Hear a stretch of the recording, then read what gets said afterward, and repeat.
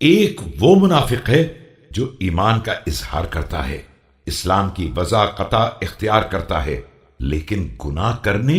اور افترا میں پڑنے سے پرہیز نہیں کرتا ہے،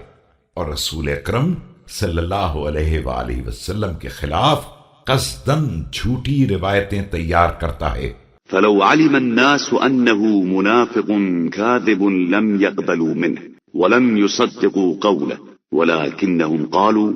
صاحب رسول الله صلى الله عليه وآله رآه وسمع منه ولقف عنه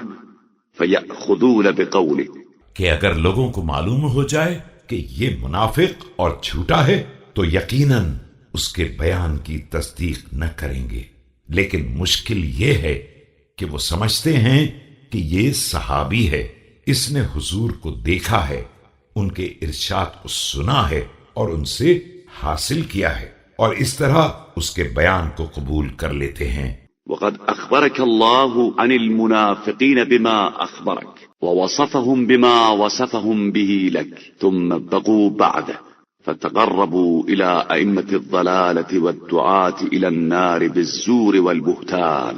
جبکہ خود پروردگار بھی منافقین کے بارے میں خبر دے چکا ہے اور ان کے اوصاف کا تذکرہ کر چکا ہے، اور یہ رسول اکرم صلی اللہ علیہ وآلہ وسلم کے بعد بھی باقی رہ گئے تھے، اور گمراہی کے پیشواؤں اور جہنم کے دائیوں کی طرف اسی غلط بیانی اور افترا پردازی سے تقرب حاصل کرتے تھے۔ فبلوهم الأعمال وجعلوهم حكاما على رقاب الناس فأكلوا بهم الدنيا، وإنما الناس مع الملوك والدنيا إلا من عصم الله، فهذا أحد الأربعة